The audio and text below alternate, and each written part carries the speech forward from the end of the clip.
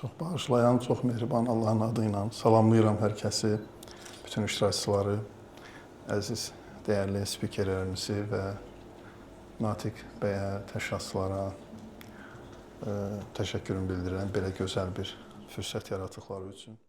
Mövzumuz həqiqi olmaqdır. Mən bir neçə dəqiqə ərzində hiss etdiyim bir mövzunu sizə çatdırmaq istəyirəm. Ümumiyyətlə, bütün təlimlərimdə, çıxışlarımda əvvəl özümlə, öz aramda fikirləşirəm ki, birisində formal tədbirlər çoxalıb, formal çıxışlar, formal söhbətlər.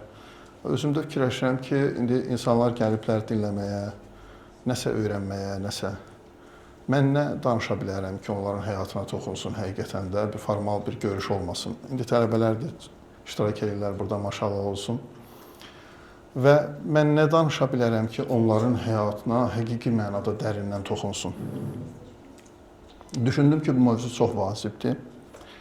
Deməli, psixoloji araşdırmalar göstərir ki, biz dünyaya gələndə egosentrik oluruq uşaqlar, yəni öz mərkəzçi.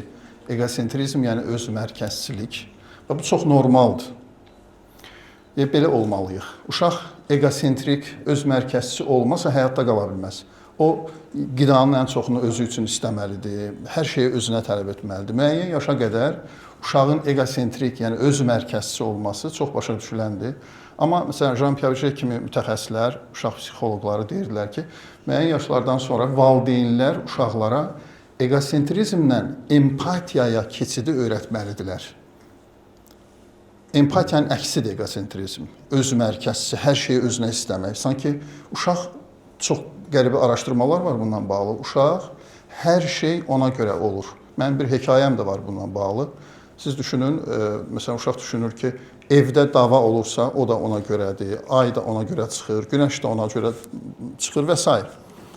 Amma müəyyən yaşlardan sonra uşağa empatiyaya keçirdi öyrətmək lazımdır. Valideynlər necə ki, uşaqlarına yoldan keçməyi öyrədirlər, müxtəlif şeyləri öyrədirlər, onun əlindən tutub, egosentrizmlə empatiyaya keçirməlidirlər uşağı. Keçirmirlər deyə bugün bəşəriyyət bu bəlaları yaşayır. Bir cümlədə bəşəriyyətin, insanlığın problemini, adını çəkin desəz, deyərəm ki, empatiya qıtlığı. Biz biraz empatiyadan danışacağıq ki, əslində empatiya nədir və onu necə formalaşdırmaq olar özündə. Bütün səmavi təlimlər, bütün mədəniyyətlər əslində insanı empatiyaya öyrədir. Empatiya öyrətmək üçündür. Bütün bəşərin fəlakəti ondandır ki, empatiya qıtlığı yaşanır. Bu günləri empatiyanın imitasiyası hər yerdə var. Baxın, mən həmişə deyirəm, bilirsiniz də, indi gənclərdilər, oxuyurlar, Hüseyin xanım da işarə elədi, emosional zəka mövzuları var, soft skills mövzuları var, yumşaq bacarıqlar. Yumşaq bacarıqlar haqqında eşitmişsiniz. Təəssüf ki, yumşaq bacarıqları yaradan iqtisadi maraqlar olub. Bu mövzunu yaradan iqtisadi maraqlar nə deməkdir? Hansısa şirkətlər deyiblər ki, nə cür daha çox müştəri cəlb eləyək, daha çox pul qazanaq, daha çox mal sataq, yumşaq bacarıqları yaratmaq lazımdır. Müştəri ilə belə davranmaq, ünsiyyəti belə qurmaq, belə məhəbbətlə danışmaq, bunlar heç biri doğru deyil, həqiqi deyil, bunlar imitasiyadır. Mənim bugünkü mövzum buna aiddir. Bunlar imitasiyadır, bunlar empatiyanın imitasiyasıdır, bunlar başa düşməyin, imitasiya yəni yamsılamaq, yəni saxtasıdır. Yamsılayırıq, bu günləri bəşəriyyət yaxşı olmağı yamsılayır. Təəssüf doğrucu məqam bundan ibarətdir. Nə qədər emosional zəka nöqteyi nəzərindən bəşər yuxarı gedir, yumşaq bacarıqları formalaşır, amma dünyamız düzəlmir. Niyə düzəlmir? Çünki bunlar saxtadır. Kosmetikadır. Bugünkü o plastik cərrahiyyə əməliyyatının çoxalması bu təbii axarın bir nəticəsidir. Bugün bütün dünya kosmetika ilə məşğuldur. Bütün dünya bunun dərdindədir ki, necə görünüm, necə olum yox, necə görünümün dərdindədir. Fəlakət buradan başlayır. Çox qısa olaraq bəzi məqamlara toxunmaq istəyirəm. Baxın, 3 dənə mədəniyyət var. Zahirdə sadədir, amma o qədər böyük mədəniyyətdir. Biz əgər hələ də görürüksə özümüzdə, müşahidə edib görürsə ki, biz də egosentrikik, yəni öz mərkəzçiyik, empatiyanı yamsılayırıq, bu 3 mədəniyyəti aşılamalıyıq, öyrənməliyik. Əslində, uşaqlıqdan valideynlərimiz bu 3 mədəniyyəti bizə öyrədir. 1. Təşəkkür etmək mədəniyyəti. 2. Üzr istəmək mədəniyyəti. 3. İcazə almaq mədəniyyəti. Bunların ayrı-ayrılıqda gərək təlimlər qoyulsun. Bu qədər sadə deyil. Baxın, mən burada kitablarımı gətirmişəm. Təəssüf çox gətirə bilmədik. 9-cu mərtəbə kitabı mənim sonuncu romanımdır. Mən dəyərli mütəxəssislərə elə gətirdim, hədiyyə eləyəm. O qədər mənə ağrılı, vacib mövzudur ki, mən bu romanda da bu mövzunu salmışam. Orada müəllim, deyək, öz əskərlə danışır. Əskərə deyir ki, bu bəşəriyyətin problemi oradadır ki, gerçək təşəkkürü yoxdur, gerçək üzrxahlığı yoxdur, gerçək icazə almaq məsələsi yoxdur. Bu, böyük 3 dənə mədəniyyətdir və bu onlarda formalaşmayıb. Təşəkkür etmək nə deməkdir? Təşəkkür etmək o deməkdir ki, dünya məndən ibarət deyil, hamı mənə borclu deyil. Mən terapiyalarda deyirəm, bəzi insanlara, egosentrik insanlara deyirəm ki, aynanın qabağında hər gün dayanın və deyin ki, heç kimin mənə borcu yoxdur. Heç kimin mənə, valideynlərin mənə borcu yoxdur, ətrafımın mənə, heç kimin mənə borcu yoxdur. Bir minnətdarlıq hissi gəlməlidir, təşəkkür hissi gəlməlidir. Təşəkkür hissi böyük bir mədəniyyətdir.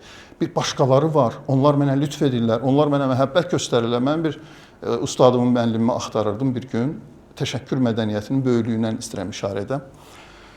Axtarırdım, onun bir dostunun yanına getdim, onu tapa bilmirdim, dostunun yanına getdim. O dedi ki, hə, 200 gündən sonra gələrsən, mən onun əlaqə nömrəsini, harda olur filan, məlumatları sənə verərəm. Dedim, bəs mən indi gəlmişəm də, bəs 200 gün sonra niyə? Dedi, indi mənim də ondan ünsiyyətim yoxdur. Əlaqəm yoxdur, yəqin əlaqə nömrəsini mi dəyişib, nə mi, əlaqəm yoxdur. Amma mən onun haqqında çox gözəl bir yaxşılıq eləmişəm və bu onun qulağına çatıb bilirəm. Və əminəm ki, bir neçə gün ərzində mütləq o təşəkkür üçün məni hansısa formada mənə tapacaq, mənə ünsiyyət yaradacaq. Çünki o təşəkkürün əhəmiyyətini başa düşür ki, nə deməkdir? Baxın, əgər həyatımızda düyün varsa, dostlar, əzizlər, inanın ki, təşəkkür yüklərindən ola bilər. Minnətdar olmadığımız adamlar düyün yaradır bizə həyatımızda. Həqiqətlər varsa, valideynimizə mən auditoriyadan soruşaram, nə vaxt axınıza və təşəkkür etmişsiniz səmimi qəlbdən? İndi axırda toxunacağıq buna ki, bunlar həqiqi olmalıdır. Mövzumuz ona görə həqiqi olmaqdır. Nə vaxtdır? Keçək ikinci məsələyə, üzr istəmək məsələsi. Üzr istəmək mədəniyyəti. Yəni, başqası da var, başqasının ağrısı var, başqasının qəlbi var, başqasının ruhu var. Siz təsəvvür eləyin, bu son vaxtlar 2 dənə zikr edirəm və bunu sizə bölüşmək istəyirəm. İlahi, təəssüf edirəm, ilahi təşəkkür edirəm. Biri üzrxahlıqdır, biri təşəkkürdür. İlahi təəssüf edirəm, ilahi təşəkkür edirəm. Hətta uşaq vaxtı bizim yapdığımız yanlışlar ola bilər. Deyirlər ki, günahla, yanlışla, cəzanın arasında antoloji bağ var, fəlsəfədə deyirlər. Nə deməkdir? Yəni, zəhər kimidir. Sən onu su adından da, su bilib də içsən, o zəhərdirsə səni öldürəcək. Uşaq da o zəhəri içsə, deməyəcəklər ki, o anlamırdı ki. Baxın, məşhur bir, Kim Ki-dukun məşhur bir filmi var. Orada göstərir ki, Budizm fəlsəfəsi haqqında filmdir. Orada göstərir ki, uşaq vaxtı oynayır, uşaqlıqda çox şeylər eləmişik də, kimlərsə lağa qoymaq. Məsələn, balığın orada uşaq belinə daş bağlayırdı balıqların. Onun növbəti həyatında necə qarşısına çıxır bu dəhşət. Hansı, eynən necə ona oxşayır, yüklərlə qarşısına çıxır. Uşaqlığımızda bildiyimiz, bilmədiyimiz günahlara, xətalara, yanlışlara görə üzr istəmək. İlahi, təəssüf edirəm, ilahi bilmirəm, mən nələrsə yapmışam. İlahi, təşəkkür edirəm, təşəkkür yükü. Təşəkkür etmədiyimiz məqamlar bizim yüklərimiz olur, dostlar. Təşəkkür etmədiyimiz insanlar, elə bir ki, elə borcudur bunların, borcu deyil valideynlərin. Gecə, gündüz yatmayıblar, böyüdüblər. Böyük bir şəxsiyyətin çıxışında görmüşdüm, münacatında var daha doğrusu, Allahla söhbətlərində.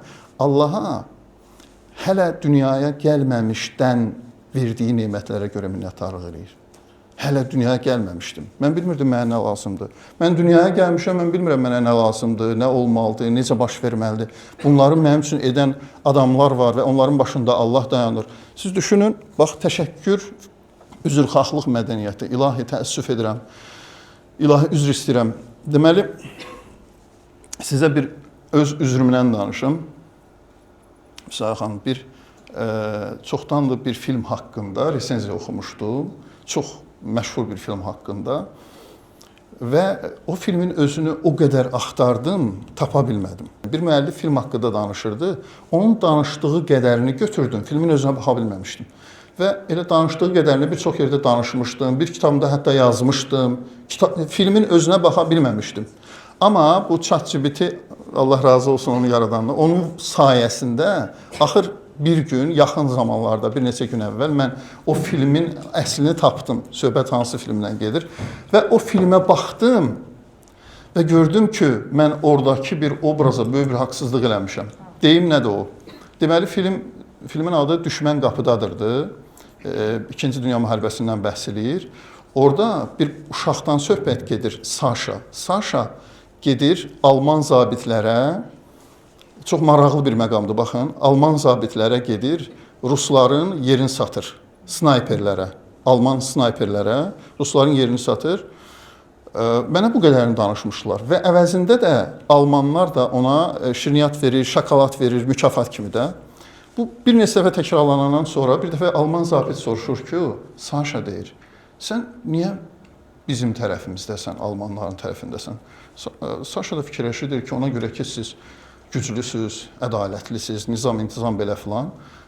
Alman zabiti qayıt deyir ki, Saşa, dolama məni, sən sadəcə şokoladı sevirsən. Hamımızın şokoladı var da, yəni həqiqətən də.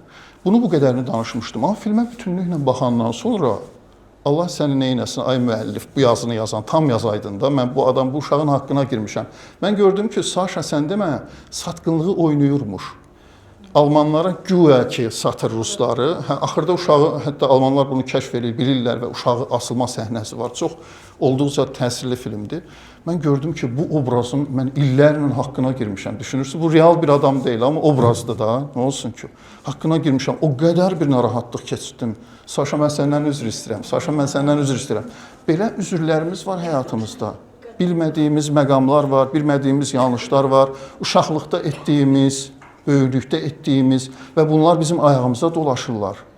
Bu üzrlər, bu narahatlıqlar, bu təşəkkürlər bizim ayağımıza dolaşırlar. Deməli, təşəkkür mədəniyyəti, üzr istəmək mədəniyyəti, bir də icazə almaq mədəniyyəti. Bu sərhədlər mövzusudur, bu da geniş mövzudur, mən toxunmuram. Mövzumuzun adını qoymuşduq həqiqi olmaq. Son olaraq buna da toxunum. Baxın dostlar, müasir dünyamız kosmetika dünyası dedim. Və bunların mən danışdıqlarımın hamısı bəlkə təbliğ olunur bu günlər. Amma bir fərqlə ki, mən söhbət eləyəndə həqiqisindən danışıram. Üzrün həqiqisi, təşəkkürün həqiqisi, empatiyanın imitasiyası yox, həqiqisi, həqiqətən başa düşmək, həqiqətən empatiya qurmaq, həqiqətən üzr istəmək. Baxın, məşhur tarixdə Qabil-Habil dastanı var. Eşitmisiniz də? İlk qətl hadisəsi də onda olub. Qardaş qardaşı öldürür. Mən bir yazımda yazmışdım ki, Qabil ki, Habili öldürmüşdü qardaşını. Qabil pisləri təmsil etmirdi. Yaxşının saxtasını təmsil edirdi. Baxın, Qabil də, Habil də qurban gətirdilər Allah dərgahına. Amma Allah Qabilin qurbanını qəbul eləmədi. Habilin qurbanını qəbul etdi deyə Qabilin qəlbinə kin düşdü və ona görə Habili öldürdü. Niyə görə Allah, özü zahiri parametrlərə görə deyirlər ki, Qabilin gətirdiyi qurban daha gözəl idi, daha yaxşı idi zahirən. Amma Allah onu qəbul etmədi, Habilinkini qəbul etdi. Ona görə ki, Habilin qurbanı həqiqi idi, Habilin gördüyü iş həqiqi idi. Deməli, Qabil pis iş görməmişdi, o da qurban gətirmişdi. Ona görə pisi təmsil etmir Qabil, yaxşının saxtasını təmsil edir. Bugün yaxşının saxtasını təbliğ edirlər insanlara. İmitasiyasını, yamsılamadır hamısı, kosmetikadır, yalandır. Mən isə sizi buradan, bu tribunadan həqiqi olmağa çağırıram, həqiqi olmaq. Deməli, yaxında Milyonçu şouda, əslində mövzunun adını haradan götürmüşəm, Milyonçu şouna baxırdıq qohumlarla birlikdə. Gördüm, belə bir sual qoyulub, Səfəvilər dövründə şahlardan birinin təxəllüsü. Neçə variant var idi, bir də həqiqi idi. Yəni, məsələn, düşünək ki, Şah Hüseyn həqiqi, məsələn. Maraqlıdır ki, iştirakçı cavabı doğru cavabı bilmədi, amma axırda da həqiqi cavabı doğru çıxdı və o qədər xoşuma gəldi həqiqi olmaq, həqiqətən. Nə olursa olun, həqiqisindən olun, gerçəkdən. Madam bu zəhməti çəkirik, həqiqisindən olaq. Baxın, indi yeni bir trend mövzusu var, yekunlaşdıram söhbətimi. Vüsal xanım işarə elədi, emosional zəka mövzusu trenddir. İndi daha yeni bir trend mövzusu var və daha vacibdir. Bilmirəm, hələ Azərbaycana çox gəlib çıxmayıb. Emosional zəkanın üstündə olan zəka, ruhani zəka, duxovni, intellekt deyirlər ruscasına. Ruhani zəka. Bir məşhur kitab var. Ruhani zəka ən üstün zəka adında. Danazar adında bir müəllifdir bunu yazıb. Mən ingilis dilində oxuya bilmirəm. Onun tərcüməsini tapa bilmədim ruscaya. Ona görə bir oxucum bütün kitabı mənə tərcümə elədi. O qədər mənim üçün əhəmiyyətli idi. İngilis dilində oxuya bilən oxucum tərcümə elədi bütün kitabı və tanış olduğum kitabla orada xarizmadan danışır. Deyir ki, xarizmatik insanlar necə olur ki, xarizmatik olurlar? Yeri var bu haqqda bir qəşəng təlim olsun. Xarizmanın sirləri. Necə olur insanlar xarizmatik olurlar? Xarizmanın əlifbası həqiqi olmaqdır. Xarizmatik insanlar həqiqi insanlardılar. Yanlışı ilə, doğrusu ilə nədir ondan ibarətdir? O yamsılamır kimisə. O güclü olmağı yamsılamır, o güclüdür. Baxın, bütün bu dünyaya qarşı getmək və həqiqi olmaq lazımdır. Mənim buradan sizə demək istədiyim budur. Bu ruhani zəkadır. Bu emosional zəka deyil. Bu artıq ruhani bir zəkadır, həqiqi olmaq. Təşəkkür etmək mədəniyyəti, üzr istəmək mədəniyyəti, icazə almaq mədəniyyəti. Mənim xahişim budur ki, bu söhbətlər burada qalmasın. Baxın, həyatınızda varmı üzr istəməyi olduğunuz məqamlar və bu zikri daim, əgər ibadət əhlisinizsə, ibadətlərinizdə deyilsinizsə, Allahla söhbətlərinizdə ümumiyyətlə, ilahi təəssüf edirəm, ilahi təşəkkür edirəm. İlahi təəssüf edirəm, ilahi təşəkkür edirəm. Mən sizə təşəkkür edirəm. Çox sağ olun.